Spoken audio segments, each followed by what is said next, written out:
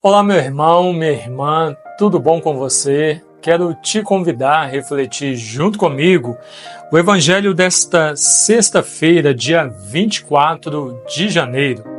O Evangelho de hoje é de São Marcos, capítulo 3, versículos do 13 ao 19. Depois subiu à montanha e chamou a si os que ele queria, e eles foram até ele. E constituiu 12 para que ficassem com ele, para enviá-los a pregar e terem autoridade para expulsar os demônios. Ele constituiu, pois, os 12 e impôs a Simão o nome de Pedro, a Tiago, o filho de Zebedeu, e a João, o irmão de Tiago, impôs o nome de Boanerges, isto é, filhos do trovão.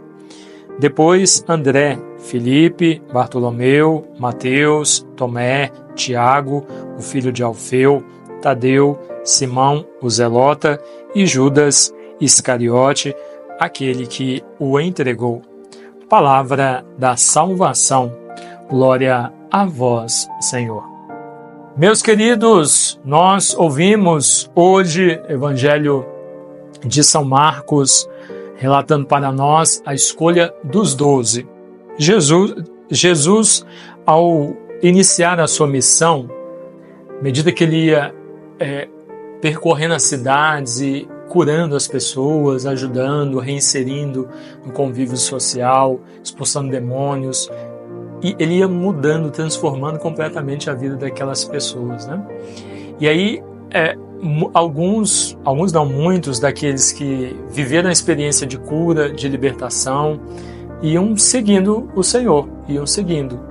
E muitos outros que viam a missão de Jesus passavam a segui-lo.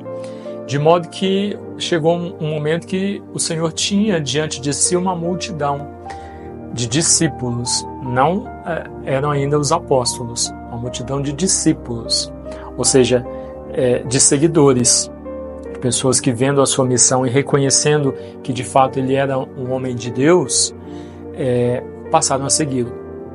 O que o Senhor faz? Sobe a montanha, diz o evangelista São Marcos. Aqui São Marcos ele não vai a fundo, né? Ele apenas, o evangelho todo de São Marcos, as narrações que ele faz, não é feita desta maneira, indo a fundo e explicando o que aconteceu, como o Evangelho de São João, por exemplo, que São João ele vai esmiuçando ao narrar a vida de Jesus. São Marcos ele vai ali apenas e diz o que aconteceu.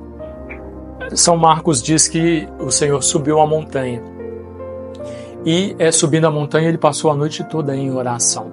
A oração o que é? A oração é um diálogo.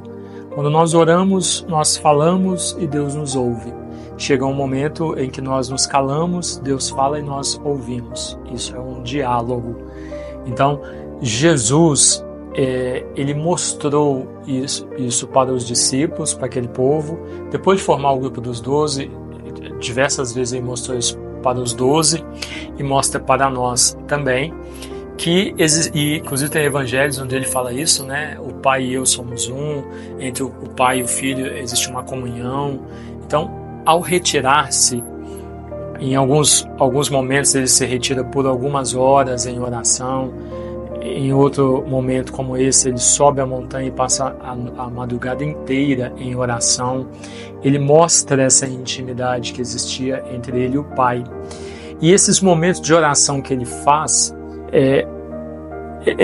sempre antecedem, isso é um exemplo que Jesus dá para nós, esses momentos sempre antecedem decisões importantes que ele tinha pela frente, ou momentos difíceis que ele ia experienciar. Aqui, diante daquela multidão de discípulos, ele precisava escolher 12 homens. Então, para que não fosse feita a sua vontade apenas, mas fosse feita a vontade de Deus, que ele pudesse associar a sua vontade à vontade de Deus e que a vontade de Deus prevalecesse, ele ora. E aí, depois de passar a noite inteira em oração, ele desce a montanha e no meio daquela multidão ele escolhe 12 pessoas, e aí sim ele forma o grupo dos 12 apóstolos, como o próprio evangelista nos diz, para ir irem em missão, expulsando demônios, mas não é só expulsando demônios, né? Como nós vemos depois, quando eles são enviados em missão, mas para fazer aquilo que Jesus fazia. A missão de Jesus toma uma proporção tamanha que eram muitos os lugares em que ele precisava ir, mas ele não dava conta. Então ele envia os apóstolos 2 a 2 para fazerem exatamente aquilo que ele fazia, dar autoridade a eles, né? Mas eu gostaria de me ater aqui, meus queridos, a esta atitude de Jesus, para você observar a sua vida, porque, como disse, é um exemplo que Jesus nos dá. Quando nós temos uma decisão importante para tomar, como é essa que Jesus tinha, a escolha dos 12 apóstolos, que nós saibamos fazer o mesmo que Jesus fez, orar, conversar com Deus, para que a vontade de Deus prevaleça. Se a vontade de Deus prevalecer em nossa vida, em todas as situações, seja o momento que for da nossa vida, se prevalecer a vontade de Deus, a chance disso dar certo é 100%. É 100% de que vai dar tudo certo. Agora, se você precisa tomar uma decisão importante, se você precisa resolver alguma coisa, sabe? Se você precisa mudar alguma coisa na sua vida e você vai pela sua própria cabeça, não reza, não pede orientação do Espírito Santo, não conversa com Deus, vai pela sua cabeça, a chance de dar errado também é 100%. É 100%. Porque o que nós sabemos? Você sabe o que vai acontecer no próximo minuto com a sua vida? Não sabe. Você não sabe se você passa desse dia de hoje. Nós não sabemos. Não sabe de nada.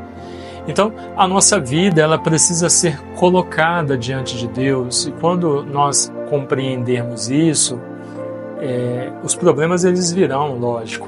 As necessidades de decisão, elas virão, lógico. Mas nós saberemos lidar com a situação e saberemos fazer a melhor escolha. Por quê? Porque foi por inspiração divina. Nós ouvimos Deus. Decidimos, fizemos, optamos, mudamos, depois de ouvir o que o Senhor nos falou. E Ele fala. É só nós nos calarmos e ouvirmos a voz de Deus, e de diferentes maneiras Deus nos fala. Ele sempre arruma um jeito de chegar até nós.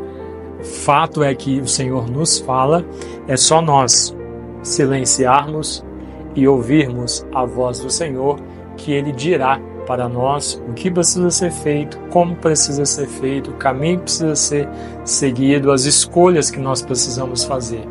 Ao ouvir e obedecer, aí é quando a nossa vida muda e quando tudo dá certo. Que nós entendamos isso, para acertar mais e fazer a experiência de Deus e fazer a vontade do Senhor, né? Jesus está nos dando o exemplo hoje.